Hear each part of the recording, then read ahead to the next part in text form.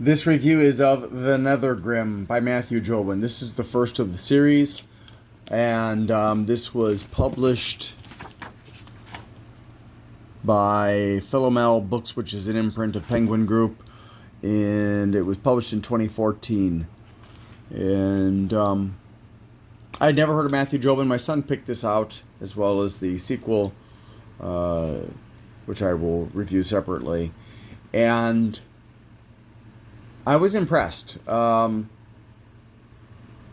I was reading this, I felt like I was reading something similar to the books by J.R.R. Tolkien. In some ways, it reminded me of that. In other ways, it did not.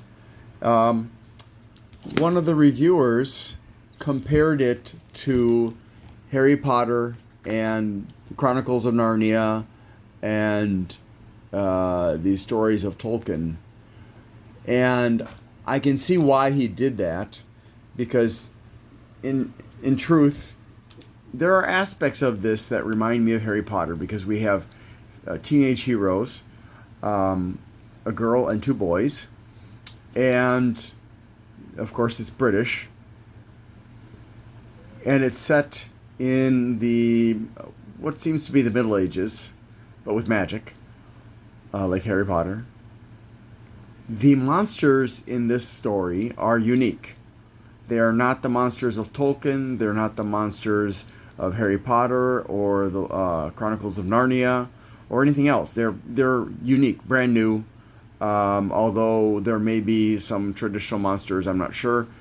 I was impressed with that, because a lot of authors, instead of conjuring up something new, they just retread the old.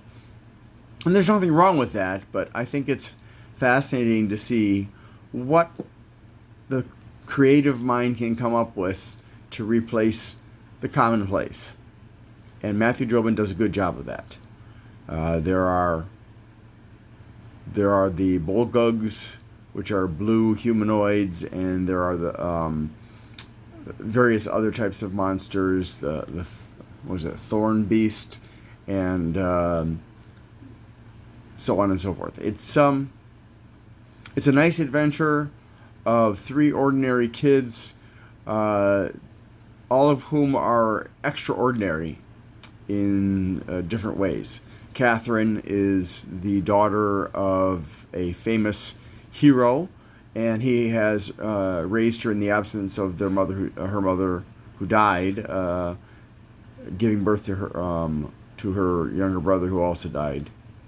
And he taught her everything he knew about fighting. And then there is Edmund, who secretly taught himself about spells and magic.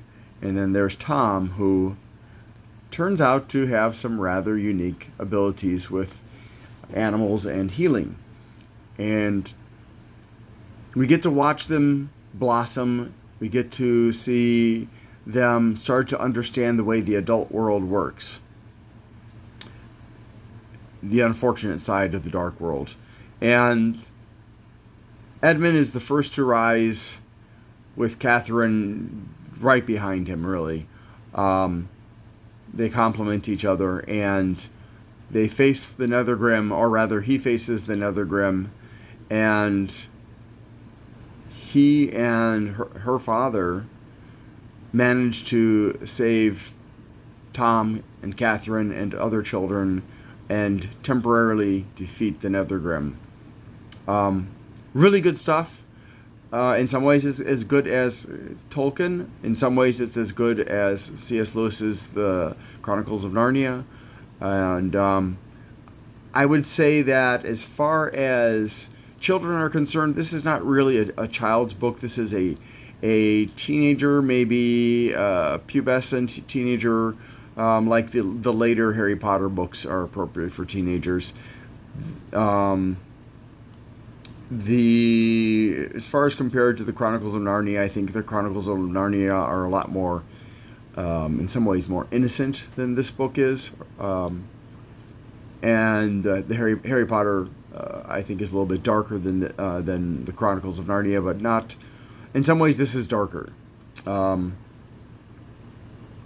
But but it explores and it teaches. I think that's one of the nice things about this is it teaches some good qualities, some some pearls of wisdom are embedded in this book. So I highly recommend it. Again, it's not exactly like any of those 3 series that I have mentioned, but it is definitely an epic that I look forward to reading the rest of. Thank you so much for watching. I'm going to give this an 8.5. Have a great day.